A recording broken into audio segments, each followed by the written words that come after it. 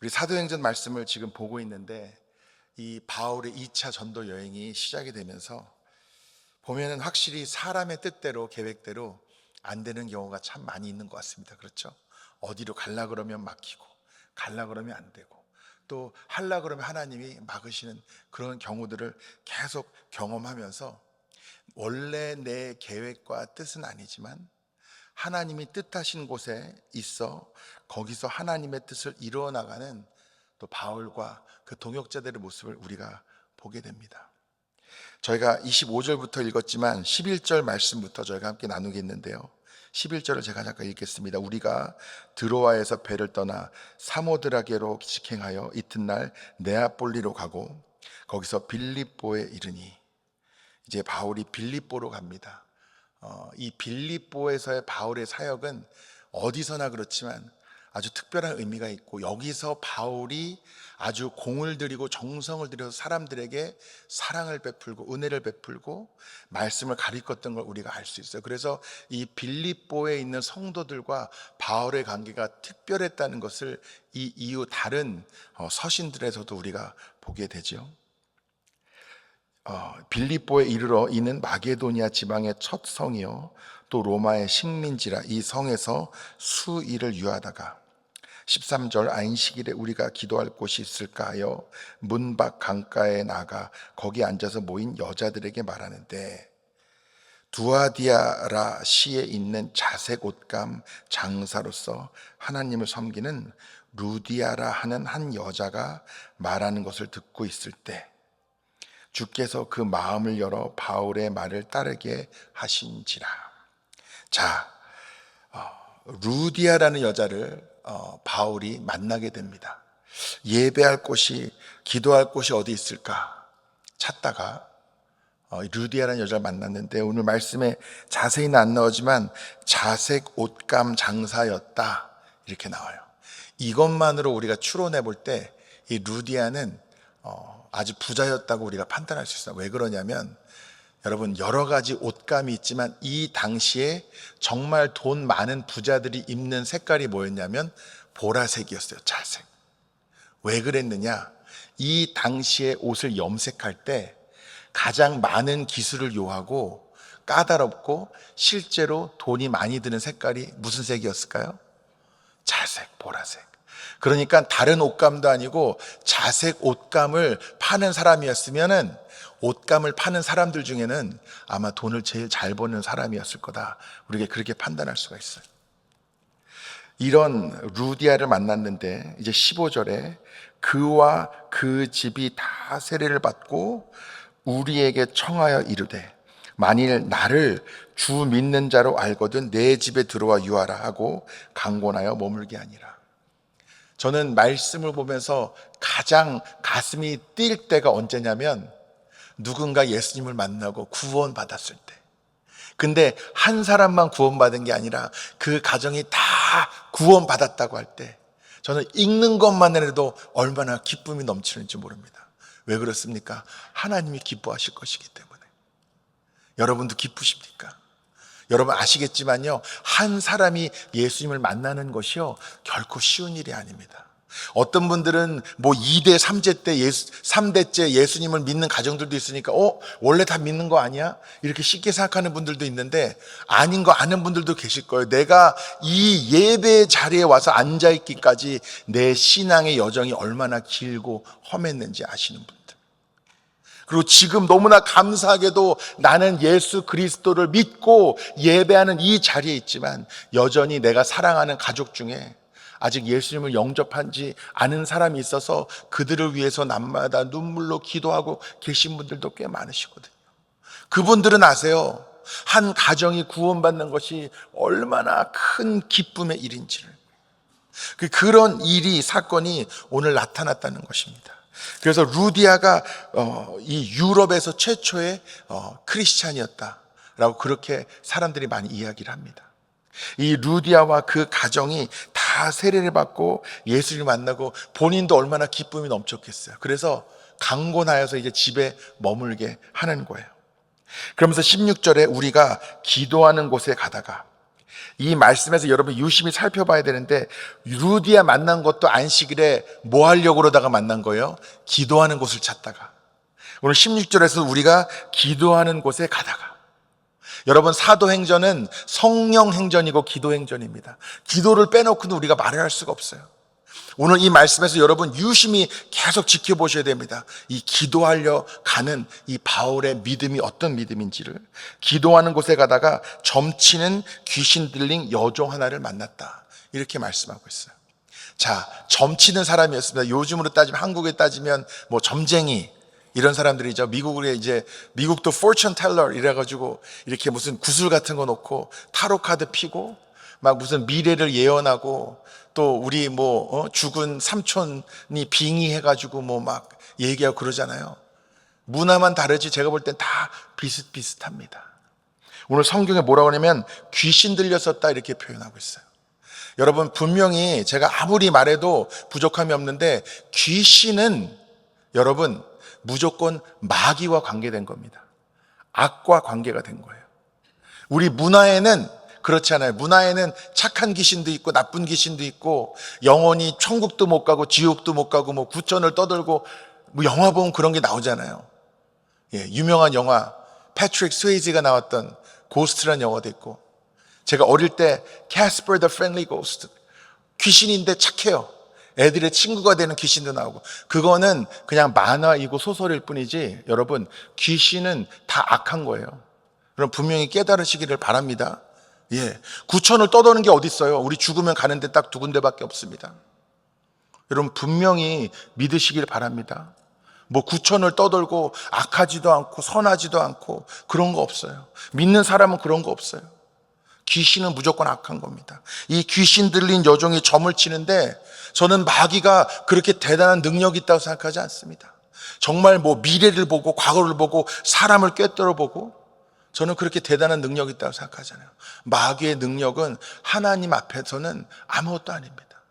실제로 그렇게 대단한 능력이 있는 것도 아니었을 텐데, 지금 이 세상에도 용하다고 하고 사람들이 줄 서서 만나는 그런 점쟁이들이요, 그 사람들이 능력이 대단해서 그런 게 아니에요. 마귀는 속이는 자입니다. 마귀는 거짓말하는 존재가 마귀예요. 그것이 정체이고 본질입니다. 그렇기 때문에 사람들을 계속 속이고 현혹하면서 점을 쳤는데 잘 친 거예요. 귀신 들렸는데.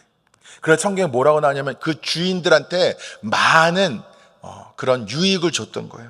무슨 얘기입니까? 큰 이익을 주고 돈을 많이 벌게 해주는 그런 귀신 들린 여종, 점치는 자였어요. 그런데 이 사람이 바울, 그리고 그 일행을 보고 뭐라고 하냐면, 이 사람들은 지극히 높은 하나님의 종으로서 구원의 길을 너희에게 전하는 자라, 이렇게 얘기를 한 거예요. 맞아요, 틀려요? 맞아요, 틀려요? 맞죠. 그러면 용한 거예요.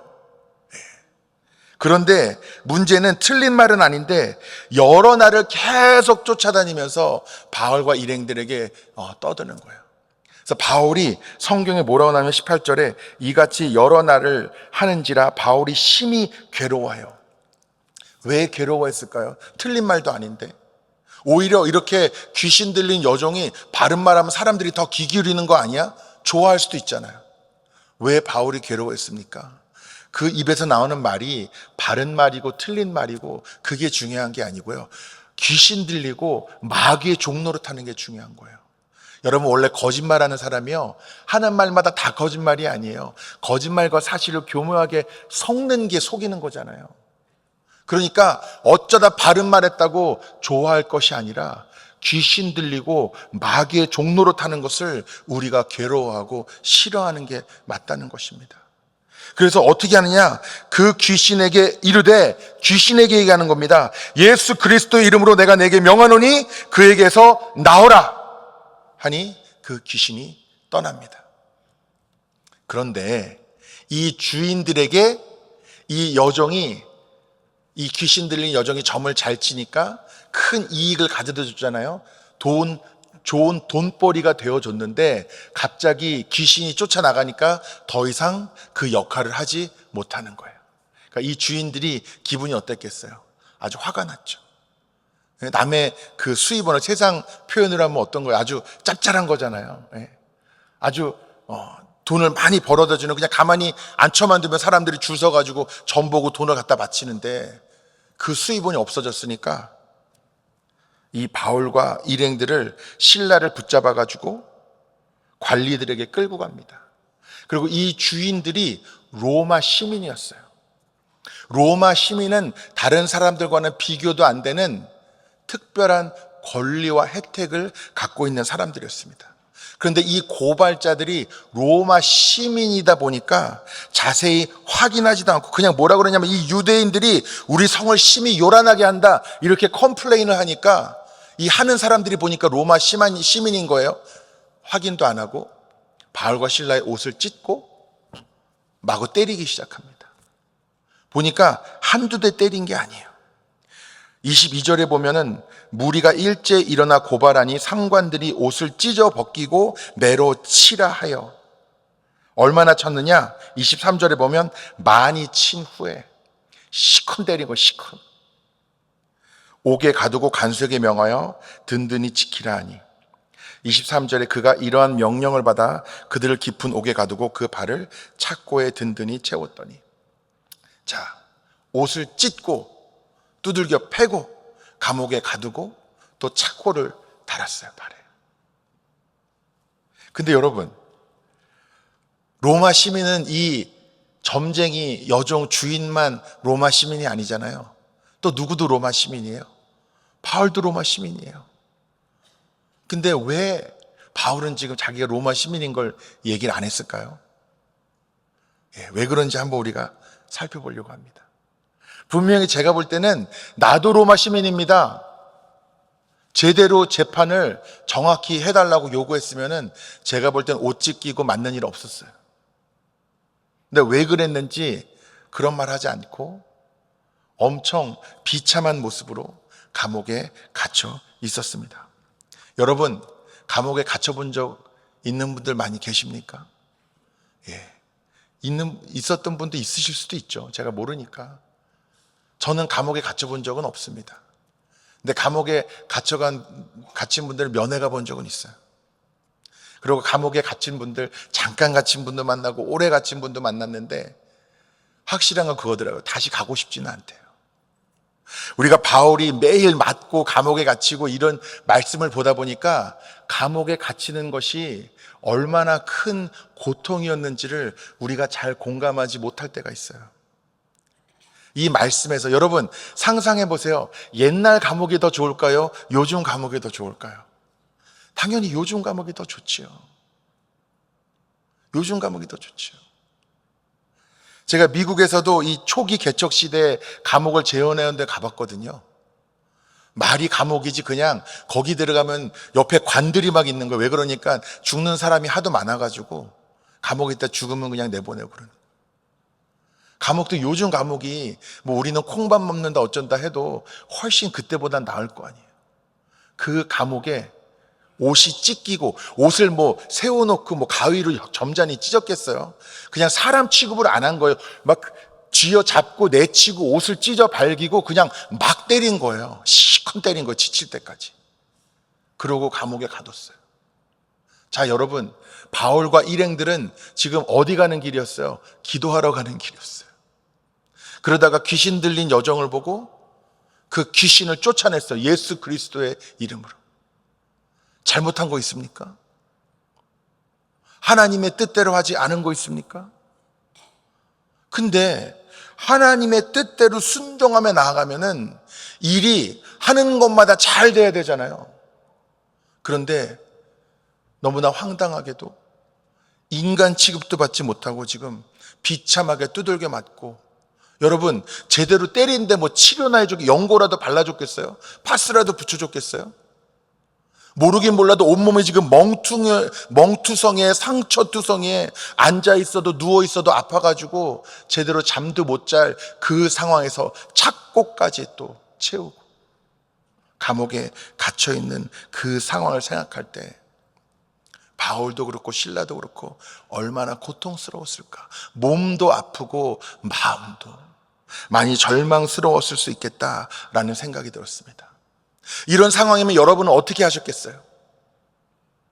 예수를 전하다가, 요즘 우리 교회에서 전도하시는 분들도 많이 계신데, 여러분 전도하다 보면은 좋게 받아주시는 분도 있고요, 전도하다 보면은 음료수 사다 갖다 주시는 분도 있고 막 그렇거든요. 근데 그렇게 격려해 주시고 잘 받는 분들도 있지만, 안 믿어요 뭐 이러고 가는 분도 있어요. 예수를 전하다가 핍박당할 수 있어요.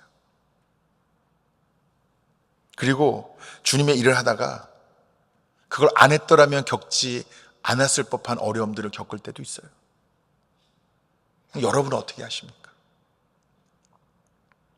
오늘 말씀에 보면은 25절에 온몸이 두들겨 맞고 착고까지 채워진 이 바울과 실라는 25절에 한밤중에 바울과 실라가 기도하고, 뭐 했다고요? 기도하고 하나님을 찬송하며 죄수들이 듣더라. 그 상황에서 바울과 실라는 기도했습니다. 그리고 하나님을 찬양했어요. 그리고 거기 있는 모든 죄수들이 그 기도 소리와 찬송 소리를 듣게 되었습니다. 이 사도행전 말씀을 보면요, 이상하게 계획대로 안 되고 가려고 그러면 막히고 많은 어려움들이 있는데, 뒤집어 생각해 보면 만약 그런 수많은 어려움들과 고난들이 있지 않았다면 오늘 이 죄수들 중에는 이 기도 소리와 찬송 소리를 듣지 못했을 사람들도 있었을 거라는 거예요.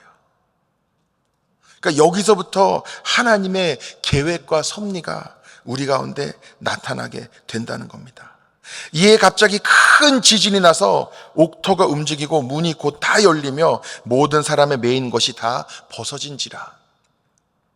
여러분, 그 기도 소리와 찬송 소리 가운데 죄수들이 다 듣고 있었는데 갑자기 지진이 일어난 거예요. 땅이 막 흔들립니다. 어떤 분들은 그렇게 표현한다고 하더라고요. 목사님들 설교할 때, 하나님께서 기도 소리를 듣고 찬송 소리를 들으면 기분이 어떠셨겠어요? 하나님이 좋으셨겠죠. 자, 여러분 기분 좋으면 어떻게 해요? 막 발을 구르고 춤을 추고. 그러니까 하나님이 발을 구르셔가지고 지진이 일어났다고 누가 그러셨다는 거예요. 또 어떤 분들은 그런데 이거 그냥 우연의 일치라고, 그때 마침 지진이 일어난 거지 이건 하나님이 하신 게 아니다, 또 그렇게 얘기하는 사람들도 간혹 꼭 있습니다.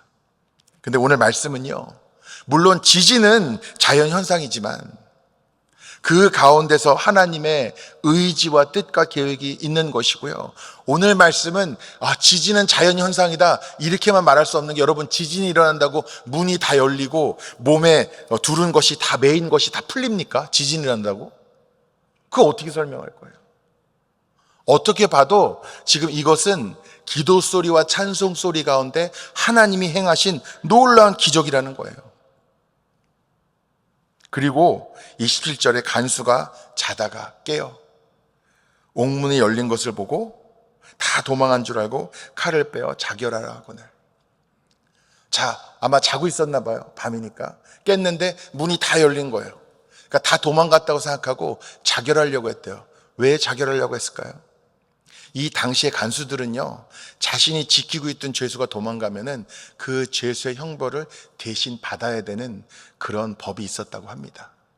그러니까 사형수가 도망가면 뭘 당하는 거예요? 사형당하고, 무기징역이면 내가 무기징역이고, 벌금이면 내가 벌금이고, 그 도망간 죄수의 그 벌을 내가 그대로 다 받아야 되는데 지금 문이 다 열렸다잖아요. 다 도망갔잖아요.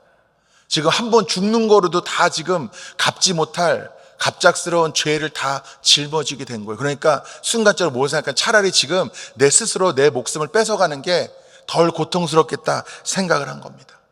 그래서 칼을 들어가지고 자살하려고 했는데 28절에 바울이 크게 소리질러 이르되 내 몸을 상하게 하지 말라, 우리가 다 여기 있노라. 다급하게 바울이 소치입니다. 간수가 등불을 달라고 하여 뛰어들어가 무서워 떨며 바울과 실라 앞에 엎드리고. 간수는 지금 죽을 뻔하다 살아났잖아요. 극도의 절망을 경험했습니다. 그리고 이 모든 상황 가운데서 그가 갖고 있던 모든 교만한 마음, 강팍한 마음들 하나님이 다 풀어주시고 무서움과 두려움 가운데 바울과 실라 앞에 엎드리게 하십니다. 그들을 데리고 나아가 이르되 선생들이여 내가 어떻게 하여야 구원을 받으리이까? 31절에 이르되 주 예수를 믿으라. 그리하면 너와 내 집이 구원을 받으리라. 주의 말씀을 그 사람들과 그 집에 있는 모든 사람에게 전하더라. 왜 이런 고통을 바울과 실라가 겪어야 했는가? 수많은 죄수들이 기도 소리와 찬송 소리를 듣게 하시기 위하여, 이 간수뿐만 아니라 이 간수의 모든 가족들이 주 예수를 믿음으로 구원을 얻게 하기 위하여 하나님이 세우신 계획이 있었다는 것입니다. 몸이 두들겨 맞고 감옥에 갇히는 고통은 생각해 보면은 우리가 상상하지 못할 큰 고통이지만은, 그럼에도 불구하고 바울과 실라가 그것을 감당할 수 있었던 것은 십자가를 짊어지시고 우리의 구원을 위해서 생명을 내어놓으신 예수 그리스도의 마음을 바울도 품고 있었기 때문에, 이 죄수들, 이 간수와 그 가정을 구원에 이르게 하기 위해서 내가 할 수 있는 희생이 이 정도라면 아마 아깝지 않다고 바울도 저는 그렇게 생각했을 것이라고 확신합니다. 그래서 주 예수를 믿으라. 그리하면 너와 내 집이 구원을 얻으리라 복음을 전하였던 것이고, 그 집에 있는 모든 사람들이 그 복음을 들었던 것입니다. 33절에 그 밤 그 시각에 간수가 그들을 데려다가 그 맞은 자리를 씻어주고, 제가 이게 상상이 돼요. 사실 지금 바울 실라가 우리가 성경 읽을 땐 대단하지만 그 몰골이 얼마나 비참했겠어요. 온몸이 상처와 멍투성이었을 텐데 그제서야 간수가 그 상처들을 닦아주고 치료해주고, 그리고 자기와 그 온 가족이 다 세례를 받았습니다. 그리고 34절 그들을 데리고 자비 집에 올라가서 음식을 차려주고 그와 온 집안이 하나님을 믿음으로 크게 기뻐하니라. 아멘. 할렐루야. 하나님이 세우신 계획 가운데 지금 한 가정이 구원을 받고 주님을 만나고 큰 기쁨을 누리게 된 것이죠. 여러분, 이 이상 기쁜 일이 어디 있습니까? 그리고 오늘 이야기가 거기서 끝나지 않습니다. 35절에 날이 샘에 상관들이 부하들을 보내어 이 사람들을 놓으라 하니, 보니까 제대로 된 절차로 재판 그리고 형벌을 줬던 게 아니에요.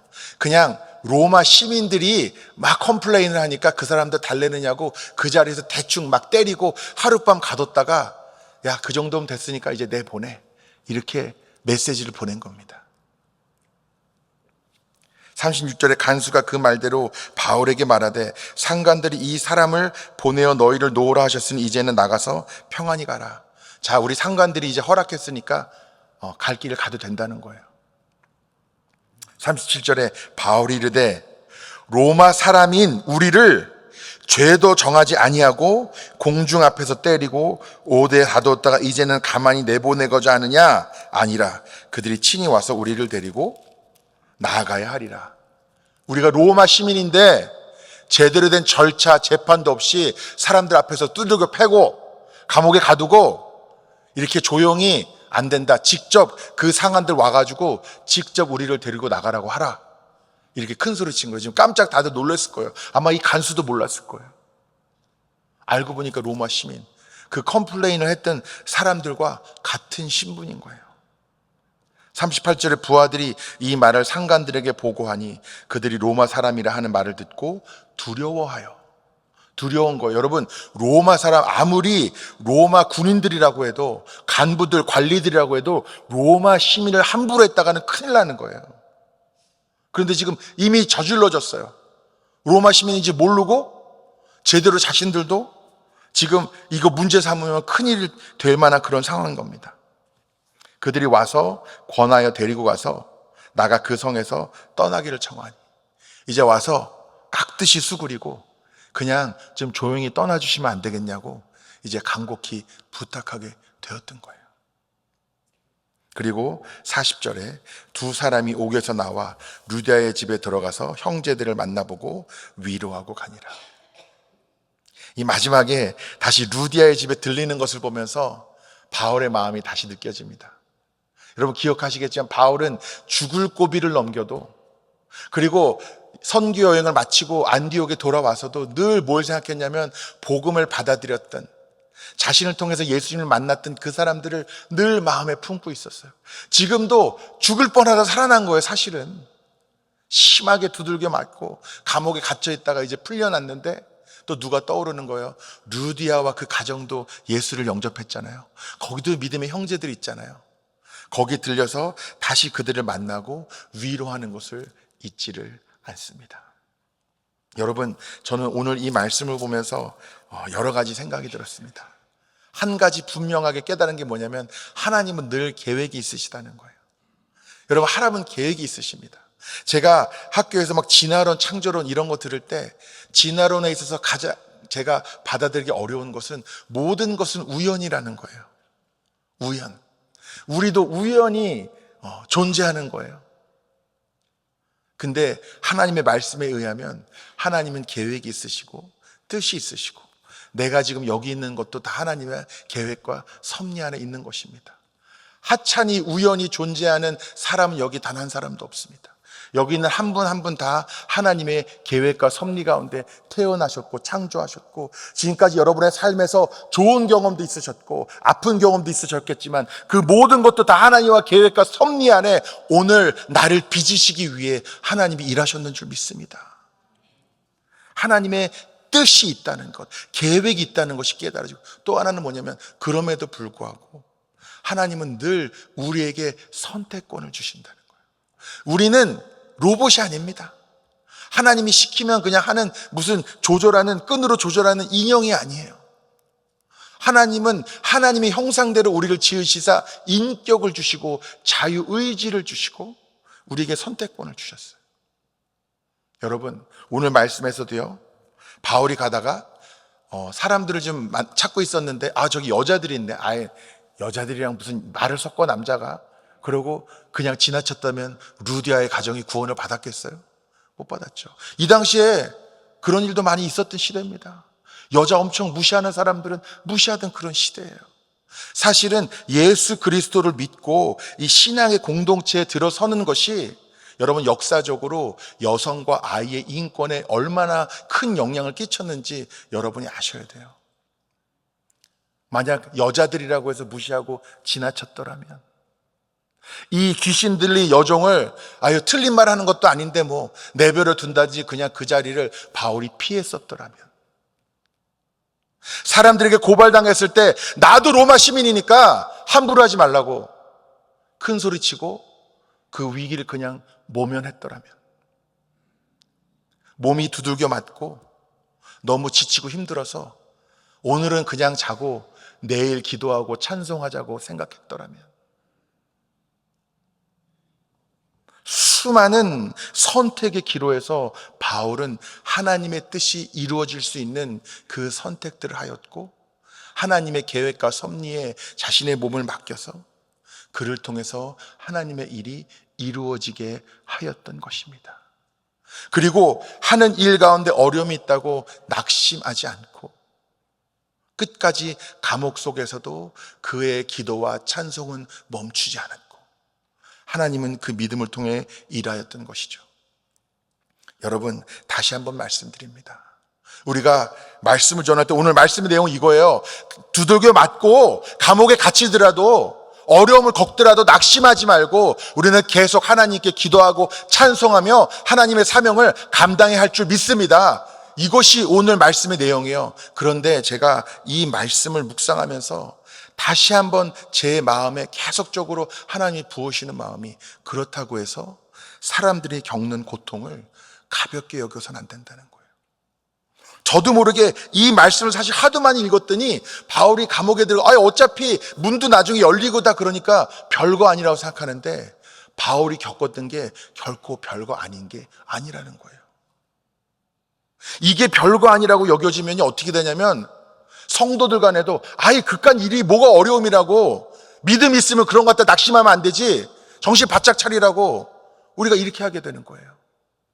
그게 아니라 여러분, 사실 남이 겪은 어려움을 우리가 다 100% 이해할 수가 없습니다. 그러나 예수님의 마음은요, 눈물 흘리는 자들과 함께 눈물 흘리시고 고통당하는 자들의 아픔을 친히 몸에 품으시는 것이 예수님의 마음이고 사랑이잖아요.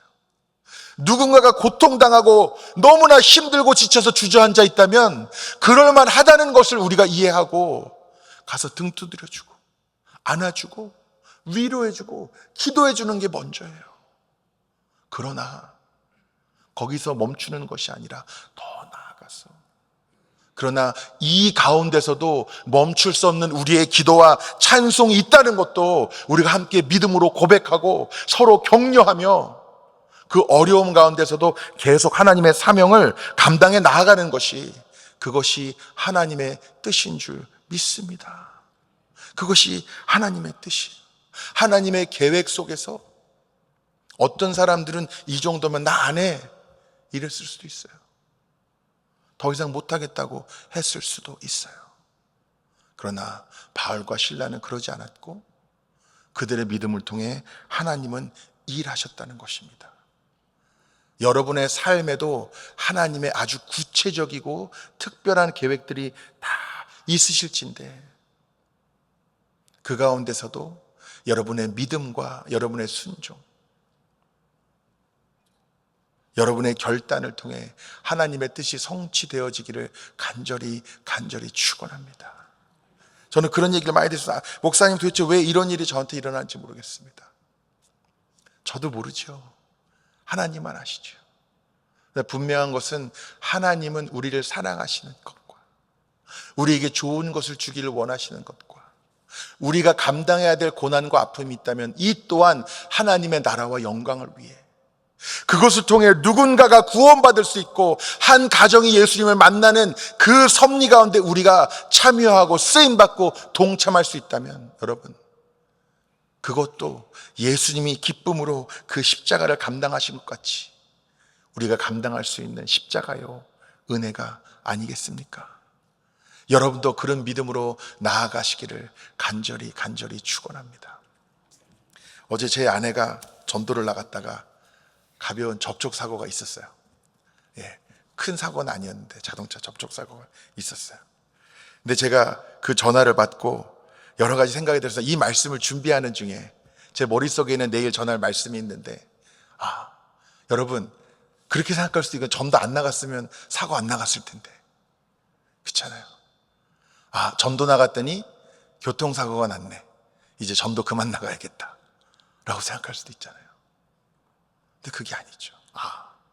우리가 하나님의 일을 하다 보면 마귀가 이렇게 막는구나. 그리고 사고는요, 사실 내가 부주의해서 나는 게 사고이기도 하니까 또 모든 걸 다 마귀 탓하면 안 되죠. 그렇죠? 그러나 그 가운데서도 다시 아내랑 얘기하면서 기도하면서 다짐했습니다. 하나님의 사역은, 전도는 절대로 멈춰서는 안 된다. 여러분, 여러분의 삶에도 낙심할 만한 크고 작은 일들이 분명히 있을 수 있습니다. 그러나 포기하지 마십시오. 낙심하지 마십시오. 그리고 오늘 말씀에서 한 가지 우리가 붙잡고 나간다면, 이 사도행전이, 여러분, 제가 성령행전, 기도행전이라고 말씀드렸잖아요. 이 모든 것이 가용했던 이유는 결국은 기도입니다.